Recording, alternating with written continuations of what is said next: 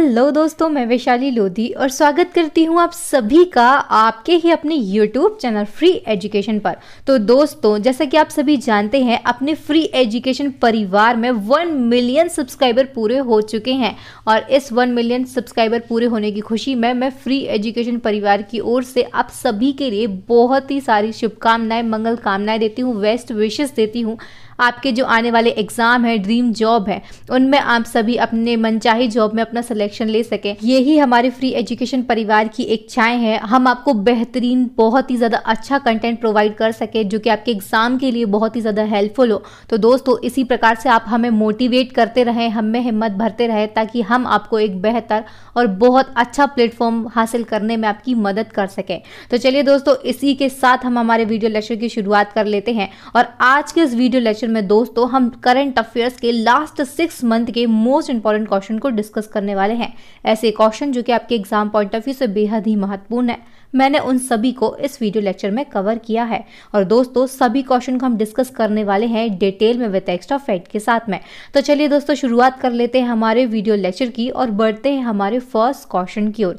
और यहाँ पर पहला हमारा जो क्वेश्चन है वो ही काफ़ी ज़्यादा, यानी कि मोस्ट इंपॉर्टेंट है आपके एग्जाम पॉइंट ऑफ व्यू से। तो पहला हमारा क्वेश्चन है, भारत की नई राष्ट्रपति कौन बनी है? तो दोस्तों, हमारे देश की नई राष्ट्रपति बन गई हैं द्रौपदी मुर्मू। और ये किस पार्टी से बिलोंग करती हैं? तो जो द्रौपदी मुर्मू है ये एनडीए यानी कि राष्ट्रीय जनतांत्रिक गठबंधन की उम्मीदवार हैं और इन्होंने विपक्ष के नेता हैं यशवंत सिन्हा, इनको हराकर ये जीत जो है ये हासिल की है। मतदान कब हुए थे राष्ट्रपति पद के? तो 18 जुलाई को हुए थे। मतगणना कब की गई? तो 21 जुलाई को की गई। और दोस्तों 25 जुलाई यानी कि आज के ही दिन जो द्रौपदी मुर्मू है ये राष्ट्रपति पद की इन्होंने शपथ ग्रहण की है। इन्होंने किसका स्थान लिया है? तो जो द्रौपदी मुर्मू है इन्होंने राष्ट्रपति रामनाथ कोविंद का स्थान लिया है। और रामनाथ कोविंद जो है ये हमारे देश के 14वें राष्ट्रपति थे। द्रौपदी मुर्मू कौन सी राष्ट्रपति बनी? तो दोस्तों ये 15वें नंबर की राष्ट्रपति बन गई है। रामनाथ कोविंद का कार्यकाल क्या था ये आपके एग्जाम में पूछा जा सकता है। तो 25 जुलाई 2017 से लेकर 24 जुलाई 2022 तक रामनाथ कोविंद जो है ये इनका कार्यकाल रहा है। और द्रौपदी मुर्मू, आपको इनसे रिलेटेड एक फैक्ट और याद रखना है दोस्तों, ये हमारे देश की प्रथम आदिवासी महिला राष्ट्रपति बनी है। और इसी के साथ में दोस्तों ये हमारे देश की दूसरे नंबर की राष्ट्रपति महिला बनी है। चलिए, ये जितने फैक्ट मैंने आपको बताए काफी ज्यादा इंपॉर्टेंट है, इन सभी को आप नोट डाउन करते चलिए। नेक्स्ट हमारा क्वेश्चन है, हाल ही में किस देश ने FIH महिला हॉकी विश्व कप 2022 जीता है? तो दोस्तों FIH महिला हॉकी विश्व कप 2022 का जो खिताब है ये जीता है नीदरलैंड ने। तो आंसर हमारा हो जाएगा नीदरलैंड। इसके फाइनल मुकाबले की बात करते हैं तो फाइनल मुकाबले में दोस्तों नीदरलैंड ने अर्जेंटीना को 3-1 से हराया और 9वां FIH महिला हॉकी विश्व कप का जो खिताब है ये नीदरलैंड ने अपने नाम कर लिया है। एक और दोस्तों यहाँ पर रिकॉर्ड बना है, जो ऑस्ट्रेलिया है इसने जर्मनी को हराकर तीसरा स्थान हासिल किया है। और ऐसा करते हुए दोस्तों इसने अपना पहला विश्व कप का जो खिताब है ये जीता है। बात करते हैं FIH महिला हॉकी विश्व कप की, तो इसका कौन सा संस्करण था? तो दोस्तों 15वां संस्करण था। तो इसका आयोजन कहां पर किया गया था? तो FIH महिला हॉकी विश्व कप का जो आयोजन है ये स्पेन और नीदरलैंड में किया गया था। चलिए, नेक्स्ट हमारा क्वेश्चन है, यूनिसेफ की नई प्रमुख कौन बनी है? तो दोस्तों यूनिसेफ और इसकी नई प्रमुख जो है ये बन गई है कैथरीन रसेल। अब बात हुई है यूनिसेफ की, तो चलिए मैं इसके बारे में आपको जानकारी देती हूँ। तो जो यूनिसेफ है इसका फुल फॉर्म होता है United nation international children emergency fund. Hindi में इसको हम कहते हैं संयुक्त राष्ट्र अंतरराष्ट्रीय बाल आपातकालीन कोष। इसका फुल फॉर्म आपके एग्जाम में पूछा जाता है, इसको आप जरूर ही नोट डाउन कर लीजिए। स्थापना कब हुई थी? तो 1946 में हुई थी। मुख्यालय कहाँ पर है? तो अमेरिका के न्यूयॉर्क में इसका मुख्यालय यानी कि हेड क्वार्टर है। इसकी वर्तमान में प्रमुख कौन है? तो कैथरीन रसेल जो है ये इसकी नई प्रमुख बन गई है। नेक्स्ट हमारा क्वेश्चन है, राष्ट्रीय जांच एजेंसी यानी कि NIA के नए महानिदेशक यानी कि DG कौन बने हैं? तो NIA के जो नए DG हैं ये बन गए हैं दिनकर गुप्ता।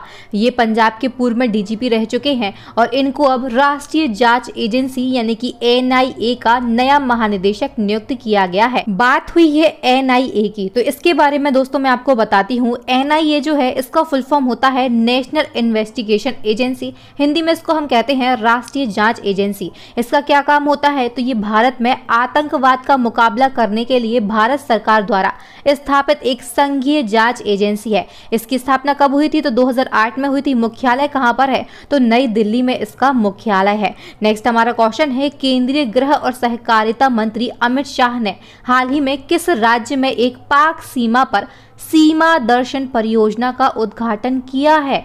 तो सीमा दर्शन परियोजना आपको याद रखना है, इसका उद्घाटन किसने किया है, तो अमित शाह ने किया है। अमित शाह कौन है, तो हमारे देश के केंद्रीय गृह मंत्री हैं और इसी के साथ में सहकारिता मंत्री भी हैं अमित शाह। और इन्होंने दोस्तों भारत पाक सीमा पर सीमा दर्शन परियोजना का उद्घाटन किया है। किस राज्य में किया है, तो गुजरात राज्य में किया है। चलिए इससे जुड़े हुए सभी इंपॉर्टेंट फैक्ट को हम यहाँ पर कवर करेंगे। तो दोस्तों गुजरात के बनासकांडा जिले में केंद्रीय गृह मंत्री सहकारिता मंत्री हैं अमित शाह और इन्होंने भारत पाक सीमा पर सीमा दर्शन परियोजना का उद्घाटन किया है। ये जो परियोजना है ये क्या करेगी, तो नागरिकों को हमारी सीमा पर बीएसएफ कर्मी जो हैं इनके जीवन और कार्य का निरीक्षण करने का अवसर प्रदान करने के उद्देश्य से इस परियोजना को शुरू किया गया है। दोस्तों नेक्स्ट हमारा क्वेश्चन है, हाल ही में भूटान में भारत के नए राजदूत के रूप में किसे नियुक्त किया गया है। तो भूटान में भारत के नए राजदूत जो है ये बन गए हैं सुधाकर दलेला। सुधाकर दलेला जो है ये भारतीय विदेश सेवा के अधिकारी हैं और अब इनको भूटान में भारत के नए राजदूत के रूप में नियुक्त किया गया। इन्होंने किसका स्थान लिया है, तो सुधाकर दलेला ने रुचिरा कंबोज का स्थान लिया है। रुचिरा कंबोज जो है ये अब संयुक्त राष्ट्र में भारत की अगली स्थायी प्रतिनिधि नियुक्त हुई हैं और इनका स्थान खाली हुआ और इनका स्थान जो है ये अब किसे दिया गया, तो सुधाकर दलेला को इनका स्थान दे दिया गया है। नेक्स्ट हमारा क्वेश्चन है, फ्रेंड्स आप सभी की डिमांड पर जनवरी 2022 से लेकर जुलाई 2022 तक के करंट अफेयर्स की अपडेटेड ई बुक जो है हमने इसको लॉन्च कर दिया है। इस ई बुक में आपको 35 plus topic wise current affairs plus में 1300 प्लस डिटेल एमसीक्यू जो है ये एक ही ई बुक में प्रोवाइड किए जा रहे हैं। और ये जो ई बुक है इसमें आपको टोटल नंबर ऑफ एमसीक्यू कितने मिलने वाले हैं, तो लगभग 3000 से ज़्यादा आपको डिटेल एमसीक्यू एक ही ई बुक में प्रोवाइड किए जा रहे हैं। और इससे पहले हमारी एक और करंट अफेयर्स की अपडेट ई बुक लॉन्च हो चुकी जिसमें आपको जनवरी 2021 से लेकर जुलाई 2022 यानी कि एक साल से ज्यादा का जो करंट अफेयर्स है ये एक ही ई बुक में प्रोवाइड किया जा रहा है। इन दोनों ई बुक की जो लिंक है ये आपको कहाँ मिल जाएगी, तो डिस्क्रिप्शन में आपको इन दोनों ई बुक की लिंक मिल जाएगी। आप जिस भी ई बुक को चाहे परचेज कर सकते हैं। ये जो ई बुक है ये आपके एग्जाम में बहुत ही ज्यादा हेल्पफुल हो सकती हैं आपके लिए। चलिए नेक्स्ट हमारा क्वेश्चन, हाल ही में जारी एक्सपेक्ट इनसाइडर रैंकिंग 2022 में किसने शीर्ष स्थान हासिल किया। तो एक्सपेक्ट इनसाइडर रैंकिंग 2022 जो है ये हाल ही में इंटरनेशन के द्वारा जारी की गई और इसमें जो मेक्सिको देश है इसने शीर्ष स्थान हासिल किया। बात करते हैं हमारे भारत देश की रैंकिंग क्या रही, तो भारत जो है ये 52 देशों की सूची में 36वें स्थान पर रहा है। नेक्स्ट हमारा क्वेश्चन है, हाल ही में आयोजित French open tennis grand slam 2022 में महिला एकल का खिताब किसने जीता है। तो French open tennis grand slam 2022 में जो महिला एकल का खिताब है ये जीता है पोलैंड की ईगा स्विस्टेक ने। जो ईगा स्विस्टेक है ये कहाँ की है, तो ये पोलैंड की है। और दोस्तों जो French open tennis grand slam है ये क्या है, तो ये एक टेनिस टूर्नामेंट है, इसको भी आप याद रखेंगे। इसका आयोजन कब और कहाँ पर हुआ, तो 22 मई से 5 जून 2022 तक इसका जो आयोजन है ये फ्रांस के पेरिस में किया गया। महिला एकल का खिताब किसने जीता, तो ईगा स्विस्टेक ने जीता। ये कहाँ की है, तो पोलैंड की है। और दोस्तों इन्होंने ये अपना दूसरा फ्रेंच ओपन का खिताब हासिल किया। पुरुष एकल की बात करते हैं तो पुरुष एकल का जो खिताब है ये स्पेन के राफेल नडाल ने जीता है और इन्होंने अपना 14वां फ्रेंच ओपन का खिताब हासिल किया और इसी के साथ में दोस्तों ये एक रिकॉर्ड भी बन गया है। नेक्स्ट हमारा क्वेश्चन है, हाल ही में रक्षा लेखा महानियंत्रक द्वारा किसके लिए केंद्रीकृत भुगतान प्रणाली पद्मा का शुभारंभ किया गया? तो दोस्तों जो पद्मा है ये एक केंद्रीकृत भुगतान प्रणाली है और इसका जो शुभारंभ है ये किसके लिए किया गया? तो भारतीय तटरक्षक बल के लिए इसका शुभारंभ किया गया है पद्मा का। नेक्स्ट हमारा क्वेश्चन है, जवाहरलाल नेहरू विश्वविद्यालय जिसको हम JNU कहते हैं, इसकी पहली महिला कुलपति कौन बनी? तो JNU की पहली महिला कुलपति जो है ये बन गई है शांति श्री धुलीगुड़ी पंडित। इसको आप याद रखेंगे, क्वेश्चन आपके एग्जाम में पूछा जा सकता है। नेक्स्ट हमारा क्वेश्चन है, राष्ट्रमंडल खेलों के लिए हाल ही में IOA ने कितने सदस्यीय भारतीय दल की घोषणा की? तो IOA ने जो राष्ट्रमंडल खेल 2022 में होने वाले हैं इनके लिए 322 सदस्यीय दल की घोषणा की है। ये कहां पर होने वाले हैं? तो यूनाइटेड किंगडम की बर्मिंघम में इनका आयोजन किया जाएगा। राष्ट्रमंडल खेलों के 2022 का जो संस्करण इसका आयोजन किया जाएगा और इसके लिए दोस्तों भारतीय ओलंपिक संघ ने 322 सदस्यीय दल की घोषणा की है। देश का प्रतिनिधित्व करने के लिए 215 एथलीट और 107 अधिकारियों सहित कुछ कर्मचारी जो हैं ये इसका हिस्सा बनने वाले हैं। नेक्स्ट हमारा क्वेश्चन है, मिस इंडिया वर्ल्ड 2022 का खिताब किसने जीता है? तो मिस इंडिया वर्ल्ड 2022 का जो खिताब है ये जीता है सिन्नी सेठी ने। किसने जीता है? सिन्नी सेठी ने। इमेज आप इनकी यहाँ पर देख पा रहे होंगे। ये कहाँ से बिलोंग करती हैं? तो ये कर्नाटक की 21 वर्षीय हैं सिन्नी सेठी। इनका पूरा नाम क्या है? तो सिनी सनातन सेठी इनका पूरा नाम है और इन्होंने फेमिना मिस इंडिया वर्ल्ड 2022 का खिताब जो है ये जीत लिया है। इसका आयोजन कहां पर हुआ था, कब हुआ? तो इसका जो आयोजन है ये 3 जुलाई 2022 को मुंबई में जियो वर्ल्ड कन्वेंशन सेंटर में हुआ था। सिनी सेठी जो है इनको मानसा वाराणसी जो है जो कि मिस इंडिया 2020 का खिताब इन्हें जीता था, इन्होंने ताज पहनाया और सिनी सेठी जो है ये भरतनाट्यम डांसर भी हैं और अब ये मिस इंडिया वर्ल्ड 2022 का खिताब जीत चुकी हैं। नेक्स्ट हमारा क्वेश्चन है, हाल ही में कहाँ भारत का पहला ग्रामीण आदिवासी तकनीकी प्रशिक्षण केंद्र लॉन्च किया गया? तो भारत का पहला ग्रामीण आदिवासी तकनीकी प्रशिक्षण केंद्र जो है ये लॉन्च किया गया है भोपाल में। भोपाल कहाँ पर है? तो मध्य प्रदेश की राजधानी है भोपाल। यहाँ के मुख्यमंत्री कौन है? तो शिवराज सिंह चौहान है और इनके द्वारा आदिवासी युवाओं के लिए संसदीय सांगुल परियोजना के तहत देश के पहले ग्रामीण आदिवासी तकनीकी प्रशिक्षण केंद्र का शुभारंभ किया गया। अब बात हुई है दोस्तों मध्य प्रदेश की, तो इसके बारे में मैं आपको बता देती हूँ। मध्य प्रदेश की कैपिटल भोपाल है। यहाँ के शिवराज सिंह चौहान जो है ये CM है और गवर्नर कौन है? तो मंगू भाई छगन भाई पटेल जो है ये वर्तमान में मध्य प्रदेश के गवर्नर यानी कि राज्यपाल हैं। नेक्स्ट हमारा क्वेश्चन है, पहला महिला अंडर 19 विश्व कप कब आयोजित किया जाएगा? तो दोस्तों पहला महिला अंडर 19 विश्व कप इसका आयोजन 2023 में किया जाएगा। ये इसका पहला संस्करण होने वाला है और इसका आयोजन कब किया जाएगा? तो 2023 में किया जाएगा। इसकी मेजबानी किसको दी गई? तो दक्षिण अफ्रीका को इस टूर्नामेंट की मेजबानी दी गई। इसमें कुल कितने देश हिस्सा लेने वाले हैं? तो कुल 16 देश जो हैं वो इस टूर्नामेंट का हिस्सा बनेंगे। क्वेश्चन मोस्ट इंपॉर्टेंट है आपके एग्जाम पॉइंट ऑफ व्यू से, जितने चाहे स्टार आप इसमें लगा सकते हैं।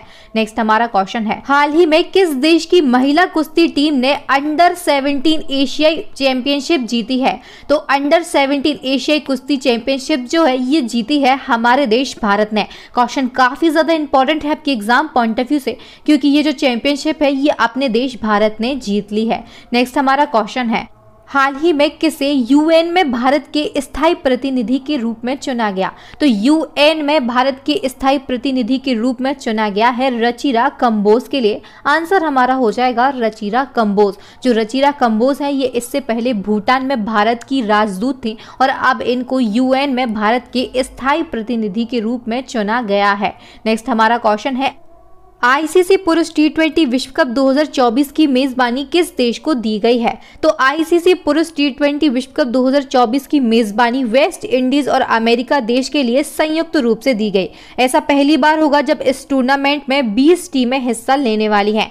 ICC पुरुष T20 विश्व कप 2022 की अगर हम बात करते हैं तो इसका जो आयोजन है ये ऑस्ट्रेलिया देश में होगा। ये इंपॉर्टेंट फैक्ट है, इन सभी को आप नोट डाउन करिए। नेक्स्ट हमारा क्वेश्चन है, हाल ही में किस भारतीय क्रिकेटर ने ICC ODI गेंदबाज रैंकिंग में शीर्ष स्थान हासिल किया? तो ICC ODI गेंदबाज रैंकिंग में शीर्ष स्थान जो है ये जसप्रीत बुमराह ने हासिल किया है। जसप्रीत बुमराह जो है ये भारत के तेज गेंदबाज हैं और इन्होंने इस रैंकिंग में पहला स्थान हासिल किया। इन्होंने दोस्तों जुलाई 2022 में ओवल क्रिकेट मैदान पर पहले वनडे में इंग्लैंड के खिलाफ 19 रन देकर 6 विकेट के शानदार प्रदर्शन से ये जो उपलब्धि है ये हासिल की है। नेक्स्ट हमारा क्वेश्चन है, हाल ही में विश्व खाद्य पुरस्कार 2022 से किसे सम्मानित किया गया? तो विश्व खाद्य पुरस्कार 2022 इससे सम्मानित किया गया है सिंथिया रोजेनज़बेग को। सिंथिया रोजेनज़बेग जो है ये कौन है? तो ये नासा की जलवायु अनुसंधान वैज्ञानिक है और इनको विश्व खाद्य पुरस्कार 2022 से सम्मानित किया। ये पुरस्कार क्या है और किसे दिया जाता है? तो ये जो पुरस्कार है ये उन व्यक्तियों को प्रदान किया जाता है जिन्होंने भुखमरी को कम करने के लिए वैश्विक खाद्य सुरक्षा को बढ़ाने के लिए महत्वपूर्ण योगदान दिया हो। पहली बार दोस्तों ये जो पुरस्कार है ये किसे दिया गया? तो 1987 में भारत के हरित क्रांति के जनक कहे जाते हैं डॉक्टर MS स्वामीनाथन, इनको ये पुरस्कार दिया गया। इसकी शुरुआत कब की गई थी? तो 1986 में की गई थी। विश्व हरित क्रांति के सूत्रधार कहे जाते हैं डॉक्टर नॉर्मन बोरलेग, इनके द्वारा इसकी शुरुआत की गई और प्रथम पुरस्कार जो है ये हमारे देश के भारतीय हरित क्रांति के जनक डॉक्टर MS स्वामीनाथन को प्रदान किया गया है। ये जो पुरस्कार है इसको खाद्य और कृषि का नोबेल पुरस्कार भी कहा जाता है। नेक्स्ट हमारा क्वेश्चन है, हाल ही में नेताजी पुरस्कार 2022 किसे प्रदान किया गया? तो नेताजी पुरस्कार 2022 जो है ये प्रदान किया गया था शिंजो आबे के लिए। शिंजो आबे जो है आप सभी जानते होंगे कि इनका हाल ही में दुखद निधन हो गया है। ये जापान के पूर्व प्रधानमंत्री थे शिंजो आबे और इनको नेताजी सुभाष चंद्र बोस की 125वीं जयंती के अवसर पर नेताजी पुरस्कार 2022 से सम्मानित किया गया था और इनका हाल फिलहाल दोस्तों बहुत ही दुखद निधन हो चुका है। ये जो पुरस्कार है ये शिंजो आबे को समाज में उनके उत्कृष्ट योगदान के लिए दिया गया था और ये जो पुरस्कार है ये नेताजी रिसर्च ब्यूरो के द्वारा दिया जाता है। इस फैक्ट को भी आप याद रखेंगे। नेक्स्ट हमारा क्वेश्चन है, हाल ही में किस कंपनी ने भारत की पहली स्वदेशी रूप से विकसित लिथियम आयन सेल, इसका नाम क्या है? तो NMC2170 इसका नाम है और इसका अनावरण किया है। तो भारत की पहली स्वदेशी रूप से विकसित लिथियम आयन सेल का जो अनावरण है ये ओला इलेक्ट्रिक के द्वारा किया गया। ये कंपनी कहाँ पर स्थित है? तो बेंगलुरु की ये कंपनी है और इसने दोस्तों जुलाई 2022 को भारत की पहली स्वदेशी रूप से विकसित लिथियम आयन सेल NMC2170 का अनावरण किया है। नेक्स्ट हमारा क्वेश्चन है, हाल ही में किस राज्य को शिक्षा के क्षेत्र में स्कॉच अवार्ड प्रदान किया गया? तो शिक्षा के क्षेत्र में स्कॉच अवार्ड जो है ये पश्चिम बंगाल को प्रदान किया गया है। जो स्कॉच अवार्ड है ये कई क्षेत्र में प्रदान किए जाते हैं और यहाँ पर हमने बात की है कि शिक्षा के क्षेत्र में स्कॉच अवार्ड जो है ये पश्चिम बंगाल के लिए दिया गया है। पश्चिम बंगाल ने शिक्षा के क्षेत्र में सकारात्मक बदलाव किए और इसके लिए star of governance Skoch award in education इसको पुरस्कार प्रदान किया गया। ये पुरस्कार कब और किसे दिया जाता है? तो भारत को एक बेहतर राष्ट्र बनाने के लिए अतिरिक्त प्रयास करने वाले लोगों, परियोजना और संस्थानों को मान्यता देने के लिए 2003 में स्कॉच पुरस्कारों की स्थापना की गई और इसके बाद से ये जो पुरस्कार है ये लगातार प्रतिवर्ष वितरित किए जाते हैं। नेक्स्ट हमारा क्वेश्चन है, निम्न में से किसके द्वारा उपभोक्ता अधिकारों के लिए जागृति शुभंकर लॉन्च किया गया? तो जागृति शुभंकर जो है ये उपभोक्ता अधिकारों के लिए उपभोक्ता मामलों के विभाग के द्वारा लॉन्च किया गया है। उपभोक्ता मामलों का जो विभाग है इसने उपभोक्ता को सशक्त बनाने और उनके अधिकारों के बारे में जागरूकता पैदा करने के उद्देश्य से इस जागृति शुभंकर को लॉन्च किया है। नेक्स्ट हमारा क्वेश्चन है, निम्न में से किस राज्य के दीमा हसाओ जिले में मेगालिथिक स्टोन जार की खोज की गई है? तो मेगालिथिक स्टोन जार ये क्या होते हैं? तो पत्थर के घड़े जो होते हैं इनको कहा जाता है मेगालिथिक स्टोन जार। और अभी हाल ही में दोस्तों असम का एक राज्य है दीमा हसाओ, यहाँ पर मेगालिथिक स्टोन जार जो है इनको आप इमेज में यहाँ पर देख पा रहे होंगे, इनकी खोज की गई है। नेक्स्ट हमारा क्वेश्चन है, हाल ही में इसरो ने PSLV C53 रॉकेट का प्रक्षेपण कहाँ किया? तो PSLV C53 या 53 इसको हम कहेंगे, तो इसका जो प्रक्षेपण है ये आंध्र प्रदेश से किया है। नेक्स्ट हमारा क्वेश्चन है, हाल ही में किसे गेल के नए चेयरमैन के रूप में नियुक्त किया गया? तो गेल जो कंपनी है इसके नए चेयरमैन के रूप में नियुक्त किया गया है संदीप कुमार गुप्ता के लिए। नेक्स्ट क्वेश्चन है, अंडर 23 कुश्ती चैंपियनशिप 2022 किसने जीती? तो अंडर 23 कुश्ती चैंपियनशिप 2022 जो है ये जीती है दीपक पूनिया ने। नेक्स्ट हमारा क्वेश्चन है, हाल ही में प्रधानमंत्री संग्रहालय का उद्घाटन किसने किया? तो प्रधानमंत्री संग्रहालय जो है इसका उद्घाटन हमारे देश के वर्तमान प्रधानमंत्री नरेंद्र मोदी मोदी जी के द्वारा किया गया। कहां पर किया गया है? तो नई दिल्ली में किया गया है। इस फैक्ट को भी आप याद रखेंगे। नेक्स्ट हमारा क्वेश्चन है, ब्रिटेन ने किसकी आज़ादी की 75वीं वर्षगांठ पर 75 छात्रवृत्तियों की शुरुआत की? तो हमारे देश की, भारत की 75वीं वर्षगांठ आने वाली है आज़ादी की। हमारा देश कब आज़ाद हुआ था? तो 15 अगस्त 1947 को हमारे देश ने आज़ादी प्राप्त की थी और अब हमारे देश की 75वीं वर्षगांठ आने वाली है। और इसी उपलक्ष्य में दोस्तों जो ब्रिटेन है, इसने भारतीय छात्रों के लिए 75 छात्रवृत्तियों की शुरुआत की। क्वेश्चन काफ़ी ज़्यादा इंपॉर्टेंट है आपके एग्जाम पॉइंट ऑफ व्यू से। नेक्स्ट हमारा क्वेश्चन है, स्विस ओपन 2022 में महिला एकल का खिताब किस भारतीय खिलाड़ी ने जीता है? तो स्विस ओपन 2022 में महिला एकल का जो खिताब है ये जीता है अपने देश की पीवी सिंधु ने। पीवी सिंधु जो है ये स्विट्जरलैंड के बेसल में आयोजित Swiss open super 300 badminton tournament में फाइनल मुकाबले में दोस्तों थाईलैंड की बुसानन ओंगबामरुंगफान जो है इनको हराया और स्विस ओपन का ये जो खिताब है ये अपने नाम इन्होंने कर लिया है। नेक्स्ट हमारा क्वेश्चन है, हाल ही में भारत सरकार ने सकारात्मक जलवायु कार्यवाही के लिए किस देश के साथ समझौता किया?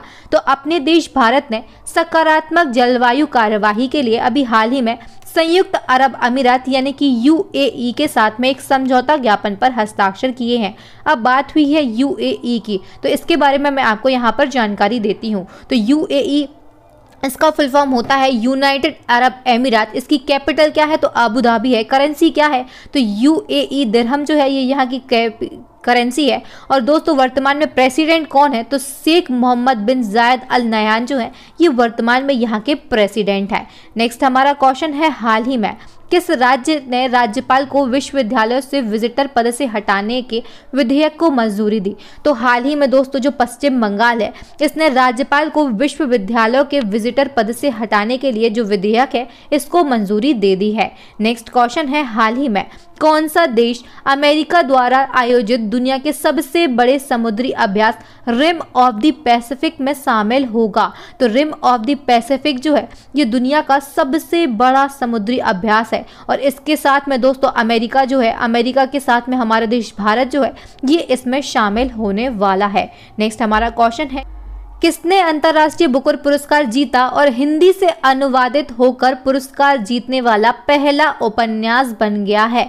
तो अंतर्राष्ट्रीय बुकर पुरस्कार जीतने वाला पहला हिंदी उपन्यास है रेत समाधि। अगर दोस्तों इसकी जगह आपको एग्जाम में रेत मकबरा लिखा मिलता है तो वो भी आपका बिल्कुल करेक्ट आंसर होगा। इसको किसने लिखा है? तो गीतांजलि श्री के द्वारा इस उपन्यास को लिखा गया और टॉम्ब ऑफ सेंड नाम से इसका जो इंग्लिश में अंग्रेजी में अनुवाद है ये किसने किया? तो डेजी रॉकवेल ने किया। इनका भी नाम आप याद रखेंगे और बुकर पुरस्कार जीतने वाला हिंदी से अनुवादित होकर ये पहला उपन्यास बन गया है।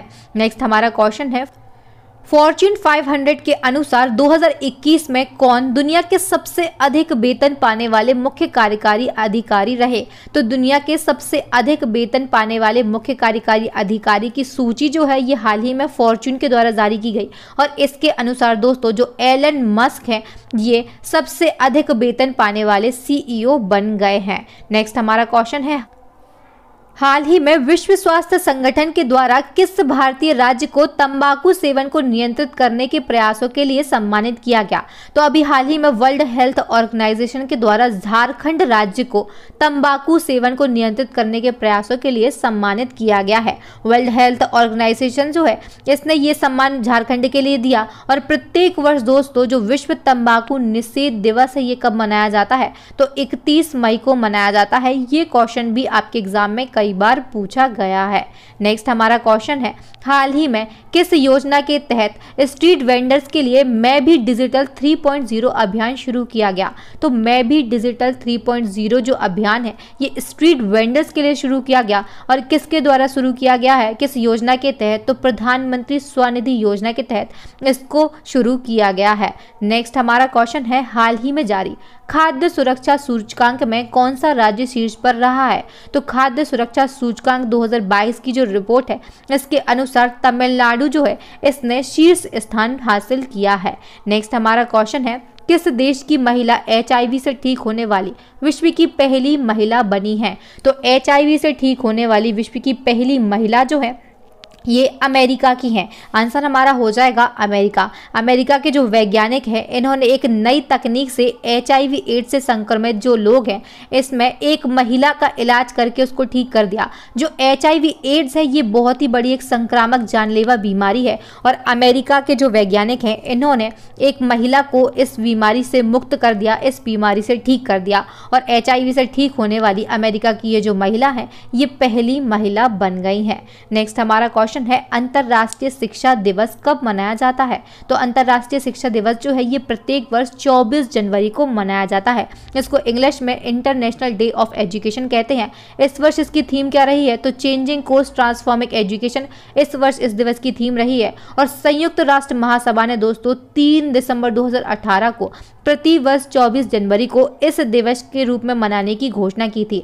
पहली बार यह दिवस कब मनाया गया तो 24 जनवरी 2019 को मनाया गया अंतरराष्ट्रीय शिक्षा दिवस। दोस्तों एक फैक्ट आपको याद रखना है कि जो राष्ट्रीय शिक्षा दिवस है ये कब मनाया जाता है तो ये 11 नवंबर को मनाया जाता है। आपको यहाँ पर कंफ्यूज नहीं होना है।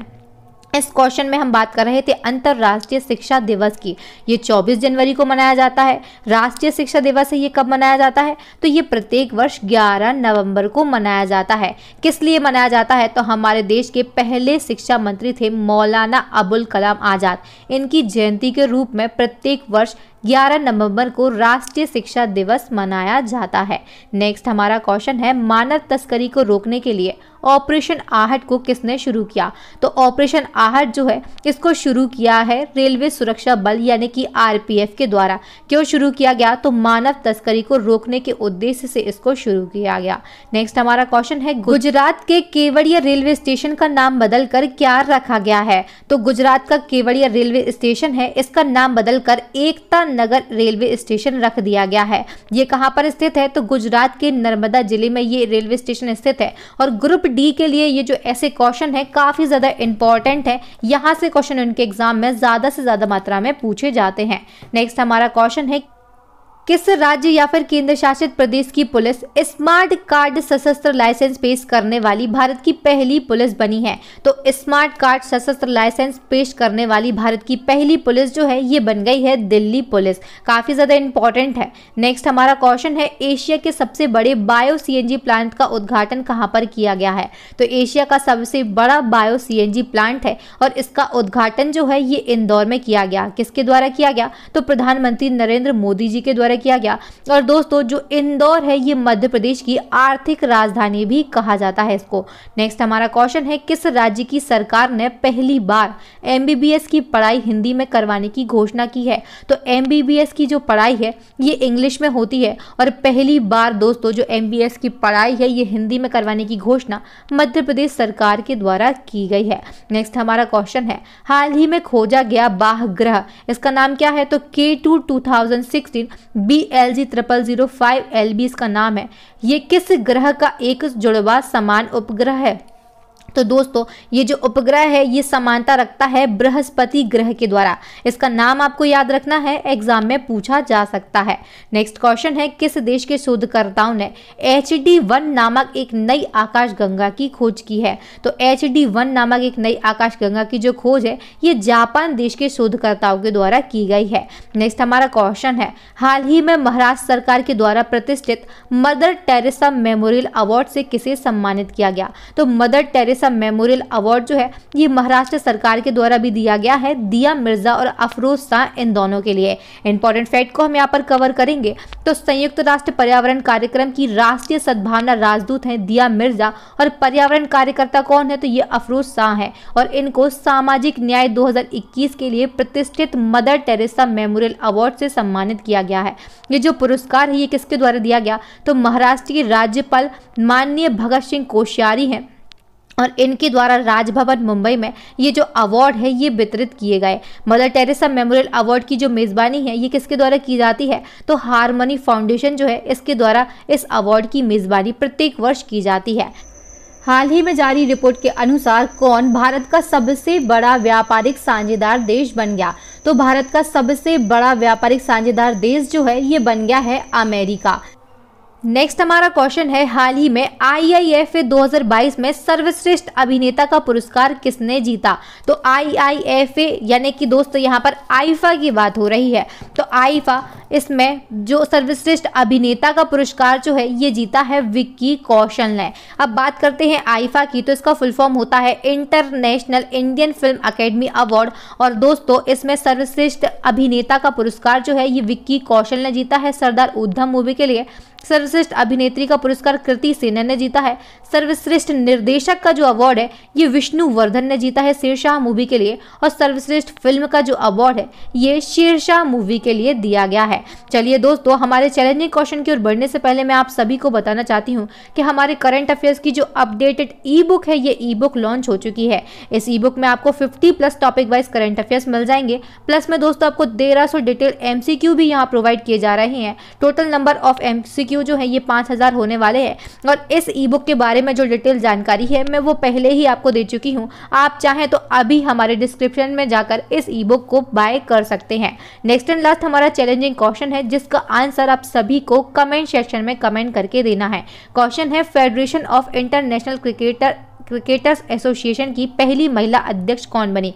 तो federation of international cricketers association और इसकी पहली महिला अध्यक्ष जो है ये कौन बनी है? तो इस क्वेश्चन का आंसर अगर आप नहीं जानते हैं तो ये जो क्वेश्चन है ये फेमस वुमन से लिया गया है। सर ने अभी जो प्रीवियस वीडियो में आपको फेमस वुमन पढ़ाई थी उनसे ये क्वेश्चन लिया गया है। अगर आपने उस वीडियो को नहीं देखा है तो आप हमारी टॉपिक वाइज करंट अफेयर्स की प्लेलिस्ट में जाकर उस वीडियो को देख सकते हैं और बाद में आकर इस वीडियो के कमेंट सेक्शन में इस क्वेश्चन का आंसर कमेंट कर सकते हैं। चलिए दोस्तों, मिलते हैं नेक्स्ट वीडियो में। वीडियो देखने के लिए आप सभी का बहुत बहुत धन्यवाद। अगर वीडियो अच्छा लगा हो तो प्लीज़ वीडियो को जल्दी से जल्दी लाइक कर दें।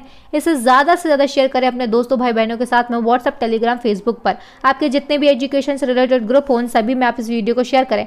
अभी तक आपने हमारे चैनल को सब्सक्राइब नहीं किया है तो प्लीज़ जल्दी से चैनल को सब्सक्राइब कर लें। साथ ही बेल आइकन पर जरूर क्लिक करें ताकि हमारे आने वाले वीडियोज़ के जो नोटिफिकेशन है वो टाइम टू टाइम और सबसे पहले आप सभी को मिल सके।